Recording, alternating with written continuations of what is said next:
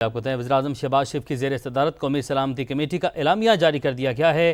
Update آپ تک پہنچا رہے ہیں۔ قومی سلامتی کمیٹی کا اہم اجلاس ہوا۔ وزیراعظم پاکستان میاں محمد شہباز شریف کی زیر صدارت قومی سلامتی کمیٹی کی اسرائیلی حملوں کی مذمت اعلامیہ جاری کیا گیا ہے۔ اس اہم بیٹھک کا ایک اہم بیٹھک ہوئی ہے۔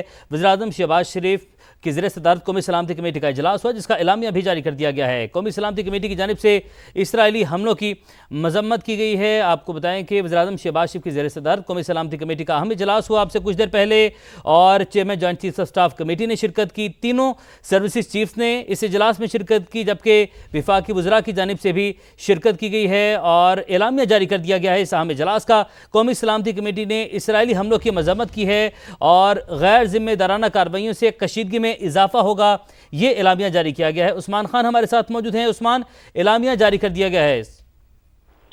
جی بالکل، وزیراعظم شہباز شریف کی زیر صدارت نیشنل سیکورٹی کمیٹی کے اجلاس کا جو اعلامیہ جاری کیا گیا، اس میں کہا گیا کہ خطے کی بدلتی صورتحال اور ایران پر اسرائیلی حملے پر غور کیا گیا۔ نیشنل سیکورٹی کمیٹی نے اسرائیلی جارحیت کی شدید مذمت کی ہے اور جو مذاکراتی عمل ہے اس کو سبوتاژ کرنے کی کوشش قرار دیا ہے۔ نیشنل سیکورٹی کمیٹی نے خطے میں کشیدگی بڑھانے کی جو سنگین کوششیں ہیں اس کے اوپر یہ کہا گیا کہ اقوام متحدہ چارٹر کے مطابق ایران کو اپنے دفاع کا حق حاصل ہے اور ایران میں بے گناہ جانوں کے ضیاع پر حکومت پاکستان کی جانب سے اظہار افسوس کیا گیا ہے۔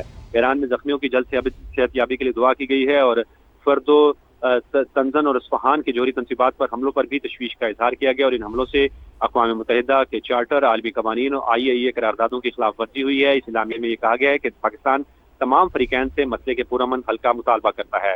پاکستان نے خطے میں امن کے لیے کردار ادا کرنے کے عزم کا اعادہ کیا ہے اور اس بات پر زور دیا ہے کہ انسانی حقوق اور عالمی انسانی قوانین کی جو پاسداری کی ضرورت ہے اس پر زور دیا گیا اس اعلامیے میں، اور پاکستان تمام متعلقہ فریقین سے مذاکرات اور سفارتی عمل اپنانے کا مطالبہ کرتا ہے۔ تو یہ اہم اجلاس تھا جو کہ ختم ہوا اور اس کے بعد باضابطہ طور پر اس کا اعلامیہ جاری کر دیا گیا، جس میں جو ایران کے اوپر حملے کیے گئے ہیں اس کے اوپر تشویش کا اظہار کیا گیا اور جو نقصان ہوا اس پر بھی افسوس کا اظہار کیا گیا۔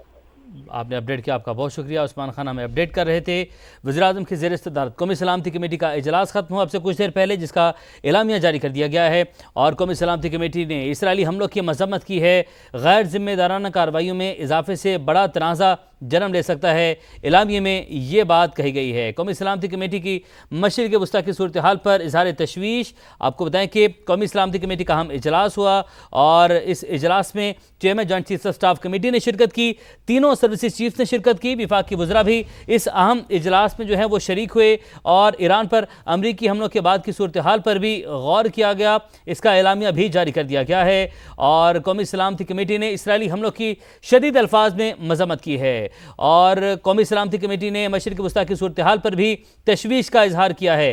اجلاس میں خطے کی بدلتی صورتحال، ایران پر اسرائیلی حملے پر بھی غور کیا گیا۔ قومی سلامتی کمیٹی نے اسرائیلی حملوں کی مذمت کی ہے۔